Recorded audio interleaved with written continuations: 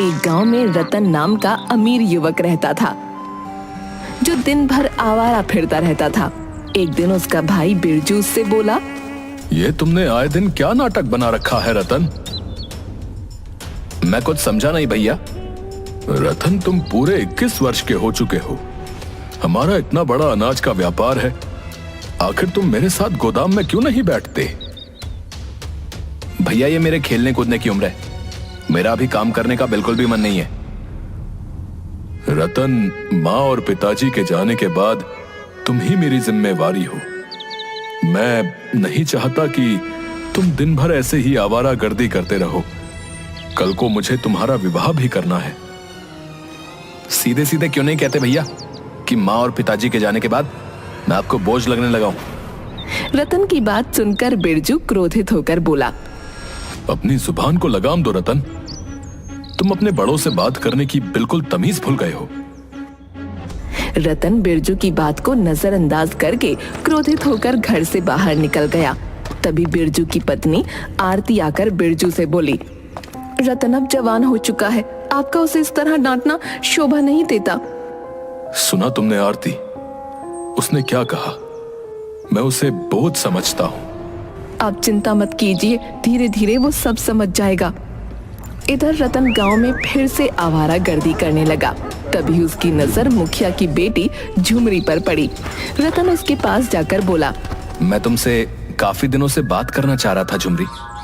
देखो रतन, मैं तुमसे तंग आ चुकी हूँ। तुम गांव में मुझसे इस तरह की बातें करते हो और गांव वाले मेरे और तुम्हारे बीच को लेकर कुछ और ही समझते हैं। उन्हें जो समझना है समझने दो। जल्दी बोलो, क्या बात करनी है? झुमरी, मैं तुमसे प्रेम करता हूँ और तुमसे विवाह करना चाहता हूँ। रतन की बात सुनकर झुमरी का गुस्सा 7वें आसमान पर पहुंच गया। मेरे पिता इस गांव के मुखिया हैं रतन, और वो मुझे कॉलेज सिर्फ इस वजह से पढ़ने भेजते हैं कि उन्हें मुझ पर भरोसा है। मैं उनके विश्वास को नहीं तोड़ सकती। आइंदा अगर मेरे पीछे आए ना और मुझसे बात करने की कोशिश की तो मैं तुम्हारी शिकायत अपने पिताजी से कर दूंगी। तुम्हें जिससे शिकायत करनी है तुम कर सकती हो। अगर तुम्हारे पिताजी गांव के मुखिया हैं तो मैं भी कोई कम अमीर नहीं हूँ। तुम्हारे पिताजी जैसों को खरीद सकता हूँ मैं। इतना कहकर रतन वहां से चला गया। शाम को जब रतन घर आया तो उसने देखा कि मुखिया उसके भाई बिरजू के पास बैठा था। बिरजू रतन से बोला, ये मैं क्या सुन रहा हूँ रतन? अब तुम आवारागर्दी करने के साथ साथ लड़कियों को भी छेड़ने लगे? मैंने किसी को नहीं छेड़ा भैया। मैं मुखिया जी की बेटी से प्रेम करता हूँ, उससे विवाह करना चाहता हूँ। प्रेम करते हो? प्रेम शब्द का मतलब भी समझते हो तुम? तभी मुखिया बिरजू की ओर देखकर बोला, बिरजू, मेरा ख्याल है मेरे जाने के बाद तुम रतन को समझा देना। ये समझदार है, समझ जाएगा। नादानी में लड़के ऐसी गलतियां कर ही देते हैं। नहीं मुखिया जी, आज मैं फैसला करके रहूंगा। आज तो इसने हद पार कर दी है। इतना बोलकर बिरजू रतन से बोला, रतन, मैं तुम्हारा विवाह अगर मुखिया जी की बेटी झुमरी से करा दूं तो तुम उसे खिलाओगे क्या? तुम करते क्या हो? तुम्हारी महीने की आमदनी कितनी है? अपने भाई की बात सुनकर रतन का दिमाग पूरी तरह से खराब हो गया। भैया, मत भूलिए कि पिताजी ने अपने जीवन में बहुत सारा धन और संपत्ति बनाई है। उसमें से आधा हिस्सा मेरा भी है। जानता हूं, लेकिन तुम्हारे जैसे नौजवान को जब पिता की संपत्ति और दौलत मिलती है ना, तो वो उसे मिटाने में ज्यादा दिन नहीं लगाते। क्योंकि तुम लोगों की बस यही समस्या है कि तुम मेहनत नहीं करना चाहते। आप क्या कहना चाहते हैं भैया? यही कि अगर पिताजी अपनी संपत्ति तुम्हारे नाम ना करते तो तुम भीख मांगने के लिए एक कटोरा भी नहीं खरीद पाते। पिताजी की संपत्ति की हक की बात करने से पहले एक बार ये तो सोच लेते कि पिताजी के काम में तुमने कितना हाथ बटाया है। बिरजू की बात सुनकर रतन क्रोधित होकर बोला, अगर ऐसी बात है तो मुझे पिताजी की संपत्ति भी नहीं चाहिए, ना ही मुझे ये घर चाहिए। मैं घर छोड़कर जा रहा हूं। अब रतन, मेरी बात सुनो रतन। मुझे कुछ नहीं सुनना मुखिया जी। मेरे घर के मैटर में आप ना ही पढ़े तो अच्छा है। इतना बोलकर रतन क्रोधित होकर वहां से चला गया। आरती बिरजू से बोली, ये आपने सही नहीं किया। आपको रतन से इतना कठोर रवैया नहीं अपनाना चाहिए था। नहीं आरती, अगर आज मैं कठोर रवैया नहीं अपनाता तो रतन के हौसले और बुलंद हो जाते। जो भाई अपने छोटे भाई को डांटते नहीं, वो अपने भाई के सबसे बड़े दुश्मन होते हैं। रतन क्रोधित होकर अपने गांव की सीमा से बहुत दूर एक दूसरे गांव की ओर चला गया। उसके पास खाने तक के पैसे नहीं थे।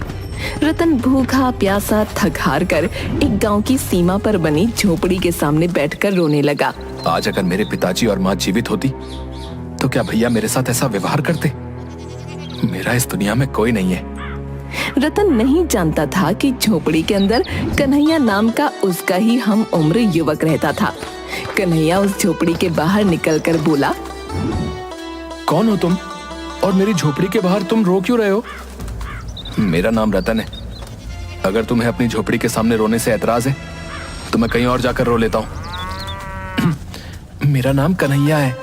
लगता है दोस्त घर से काफी नाराज होकर आए हो और अंदर से काफी उदास भी हो और शक्ल से काफी भूखे भी लगते हो। मैंने सुबह से कुछ नहीं खाया और मेरे पास पैसे भी नहीं है, तो चलो मेरे साथ, मैं तुम्हें खाना खिलाता हूँ। रतन उसकी झोपड़ी की तरफ देखने लगा। मेरी झोपड़ी की ओर मत देखो, मैं तुम्हें यहाँ के अच्छे ढाबे पर खाना खिलाऊंगा। लेकिन तुम मुझे खाना क्यों खिलाना चाहते हो? मैं तो तुम्हें जानता भी नहीं। मेरा और तुम्हारा रिश्ता क्या है? दोस्ती? दोस्ती का, इंसानियत का, और इससे बड़ा दुनिया में कोई रिश्ता नहीं होता दोस्त। कन्हैया की आंखों में अपनापन देखकर रतन मुस्कुराते हुए बोला, ठीक है। कन्हैया रतन को ढाबे पर ले गया। रतन ने पेट भर खाना खाया। खाना खाने के बाद वो रतन के साथ झोपड़ी में बैठा हुआ था। तुम करते क्या हो कन्हैया? कुछ नहीं दोस्त, कुछ भी छोटा मोटा काम मिल जाए कर लेता हूँ। छोटा मोटा काम? अब कहीं तुम चोरी वगैरह तो नहीं करते? अरे नहीं नहीं, छोटा मोटा काम से मतलब है छोटी मोटी मजदूरी। अपनी झोपड़ी को देखकर ये तो तुम समझ ही गए होगे कि ये झोपड़ी एक गरीब की झोपड़ी है। बचपन में ही माता पिता छोड़कर चले गए, तब से मैं अकेला ही हूं। जब तुम्हें अपनी झोपड़ी के बाहर अपने माता पिता को याद करते हुए देखा तो मुझे अपने माता पिता याद आ गए।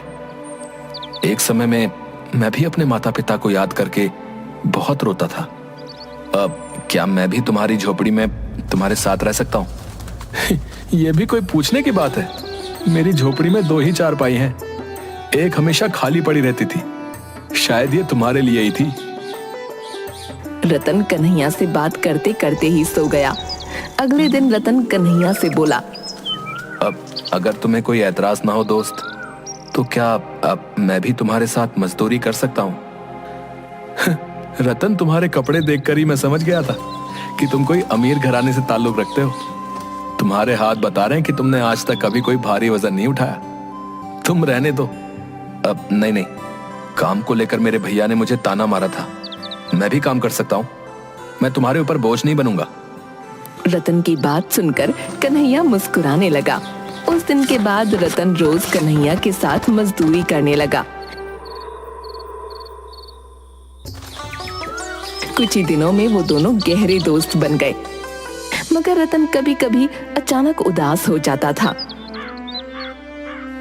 ये तुम अचानक उदास क्यों हो जाते हो?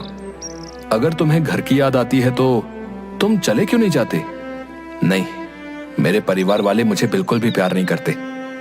अगर थोड़ा सा भी करते होते तो वो मुझे ढूंढते हुए यहाँ जरूर आते। एक दिन कन्हैया और रतन गांव की सड़क पर बने हुई छोटी सी दुकान पर चाय पी रहे थे। तभी एक लग्जरी कार आकर रुकी। उस लग्जरी कार में बिरजू और आरती निकलकर बाहर आ गए। रतन, हमने तुम्हें कहां कहां नहीं ढूंढा, तुम यहाँ हो। चलो घर चलो। मैं घर नहीं जाऊंगा भैया। रतन, जिद मत करो। मैंने तुमसे जो भी कठोर शब्द बोले मैं उसके लिए क्षमा मांगता हूं। तुम्हारे बगैर घर सुना है। रतन, अपने भैया को नहीं तो कम से कम अपनी भाभी की बात तो मान सकते हो। मैं तुम्हारी माँ समान हूँ। आज मुझे पूरा विश्वास था कि तुम जरूर मिलोगे। चलो घर चलो, मैं तुम्हारी पसंद के सारे व्यंजन बनाऊंगी और तुम्हारा विवाह झुमरी से करा दूंगी। अपनी भाभी की बात सुनकर रतन मुस्कुरा दिया और बगैर कन्हैया से मिले कार में बैठकर चला गया। रतन को इस तरह जाता देख कन्हैया को अंदर से बहुत बुरा लगा। कन्हैया मुस्कुराते हुए अपने आप से बोला, वाह रे दोस्त, एक बार मिलकर ही चले जाते। चलो कोई बात नहीं, तुम मिलकर नहीं गए तो क्या हुआ, लेकिन मैं तुमसे मिलने तुम्हारे घर पर जरूर आऊंगा। कन्हैया बेचारा उस दिन से अकेला रह गया। कुछ महीनों बाद कन्हैया को रतन की बहुत याद आने लगी। कन्हैया जानता था कि रतन किस गांव में रहता है। कन्हैया रतन के घर पहुंचा। इतने सुंदर घर को बाहर से देखकर ही कन्हैया की आंखें फटी रह गईं। तभी उसकी नजर रतन पर पड़ी। रतन कन्हैया को देखकर बिल्कुल भी खुश नहीं हुआ। कैसे हो मेरे दोस्त? तुम तो मुझसे मिलकर भी नहीं गए। और दोस्त, मुझे नहीं पता था कि तुम्हारा घर इतना सुंदर होगा। जब तुम्हारा घर बाहर से इतना सुंदर दिखता है तो अंदर से तो और ज्यादा सुंदर होगा। तुम तो मेरी उम्मीद से भी ज्यादा अमीर निकले। रतन बुरा सा मुंह बनाते हुए बोला, यहाँ कैसे आना हुआ कन्हैया? सब कुछ यही पूछ लोगे क्या? अपने दोस्त को अंदर नहीं बुलाओगे? अंदर सजावट का काम चल रहा है। वो क्या है कि 2 दिन बाद मेरी मुखिया की बेटी झुमरी से शादी है, और तुमने अपनी शादी में गरीब दोस्त को बुलाना भी गवारा नहीं समझा। देखो कन्हैया, मैं जानता हूं कि तुमने मेरी मदद की और तुमने मुझे खाना खिलाया और मुझे अपनी झोपड़ी में रहने के लिए एक चारपाई दी। तुम्हें उसके लिए जितने भी पैसे चाहिए मैं तुम्हें देने के लिए तैयार हूं।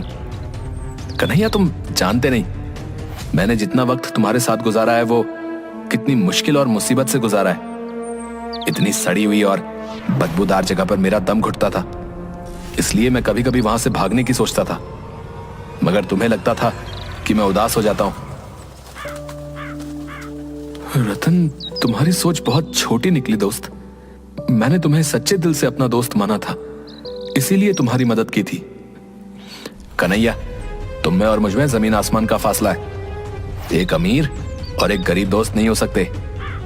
मैं नहीं चाहता तुम्हें यहां पर कोई और देखे जिससे मेरी बेइज्जती हो जाए, इसलिए तुम शांति से यहां से चले जाओ।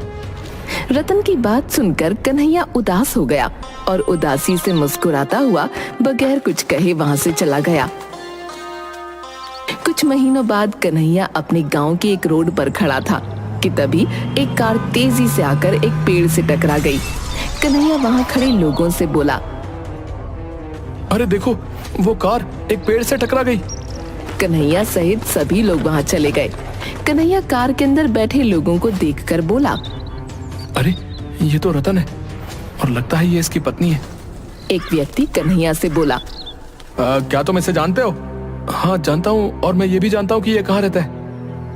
अब ये दोनों तो बुरी तरह से जख्मी हैं। इन दोनों को तुरंत अस्पताल में एडमिट कराना होगा। भैया सही कहते हो, एक काम करो, जल्दी से कार से इन दोनों को निकालो।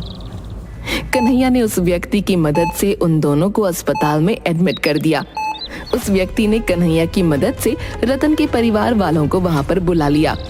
बिरजू दौड़ता हुआ वहां आ गया और डॉक्टर से बोला,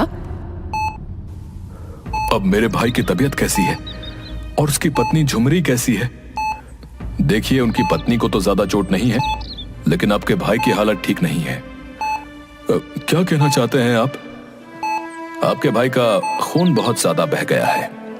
खून ज्यादा बह जाने की वजह से उनकी दोनों किडनियां डैमेज हो गई हैं। तो फिर आप मेरी किडनी ले लीजिए। अब आई एम सॉरी, आपकी एज ज्यादा है। डॉक्टर, मेरे भाई के इलाज में जितना भी रुपया खर्च हो जाए उसकी चिंता मत कीजिए, बस मेरे भाई को ठीक कर दीजिए। आप जाकर सबसे पहले खून का इंतजाम करिए, क्योंकि आपके भाई का ब्लड का जो ग्रुप है वो हमें कहीं नहीं मिल रहा। बिरजू पागलों की तरह खून का इंतजाम करने लगा, मगर उसे रतन के ब्लड ग्रुप का कोई ग्रुप नहीं मिला और हर किसी ने अपनी किडनी देने से मना कर दिया। कन्हैया चुपचाप डॉक्टर के पास आकर बोला, मेरा ब्लड ग्रुप चेक कर लीजिए डॉक्टर साहब। तुम कौन हो? रतन का दोस्त हूँ। डॉक्टर ने कन्हैया का ब्लड ग्रुप चेक किया। अरे वाह, तुम्हारा ब्लड ग्रुप तो रतन के ब्लड ग्रुप से मैच खा गया। डॉक्टर साहब, मैं अपनी किडनी भी डोनेट करना चाहता हूँ। क्या तुम इस बात को सीरियसली कह रहे हो? हाँ डॉक्टर साहब, रतन मेरा दोस्त है। उसकी नई नई शादी हुई है। मैं नहीं चाहता कि उसे कुछ हो जाए। जब रतन ठीक हो जाए तो मेरा मैसेज रतन तक आप जरूर पहुंचा दीजिएगा। बस मैं इतना ही चाहता हूं। तुम बिल्कुल पागल इंसान हो। अरे बिरजू बहुत पैसे वाला इंसान है। उसे पता लग गया कि तुमने अपनी किडनी उसके भाई को दान दी है तो वो तो तुम्हें पैसों में तोल देगा। मुझे पैसे नहीं चाहिए। मैं दोस्ती के नाम को बदनाम नहीं करना चाहता। कुछ महीनों बाद रतन बिल्कुल स्वस्थ हो गया और ठीक होकर रतन मिठाई का डिब्बा लेकर डॉक्टर से मिलने अपने भाई के साथ उसके घर पर आया। भैया बता रहे थे कि उन्होंने आपसे बहुत पूछा कि मुझे किडनी किसने दान की है, मगर आपने भैया को नहीं बताया। हाँ रतन, क्योंकि जिसने तुम्हें किडनी और ब्लड डोनेट किया था उसने मुझे सिर्फ तुम्हें ही बताने को बोला था। मैं आपकी बात का मतलब नहीं समझा। उसने अपना नाम कन्हैया बताया था और मुझसे कहा था कि रतन जब स्वस्थ होकर आपसे किडनी डोनेट करने वाले का नाम पता करने आए तो आप उसे मेरा नाम बताना और साथ ही साथ ये भी कहना कि असली दोस्त इसे कहते हैं। रतन से कहना कि अगर उसे दोस्त बनना है तो वो किसी गरीब को बनाए, क्योंकि गरीब ही मुसीबत में काम आते हैं। डॉक्टर की बात सुनकर रतन फूट फूट कर रोने लगा। वो बगैर देरी किए अपनी बाइक लेकर सीधे कन्हैया की झोपड़ी के पास चला गया, मगर उसने देखा उस झोपड़ी के अंदर कोई दूसरा ही व्यक्ति रह रहा था। यहाँ पर तो कन्हैया रहता था, कहाँ गया? कन्हैया तो यहाँ से 1 महीने पहले ही चला गया। क्या आप जानते हैं वो कहाँ गया? नहीं, उसने किसी को नहीं बताया, बल्कि उसने गांव में भी किसी को नहीं बताया कि वो कहाँ जा रहा है। हाँ, उसने कहा जरूर था कि कोई रतन नाम का इंसान पता करते करते यहाँ पर आएगा तो उससे कह देना कि दोस्ती का असली मतलब यही होता है।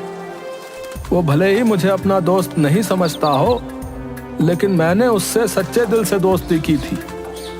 उस व्यक्ति की बात सुनकर रतन भारी मन से झोपड़ी के बाहर निकल आया और पागलों की तरह कन्हैया को ढूंढने लगा, मगर कन्हैया उसे आज तक नहीं मिला।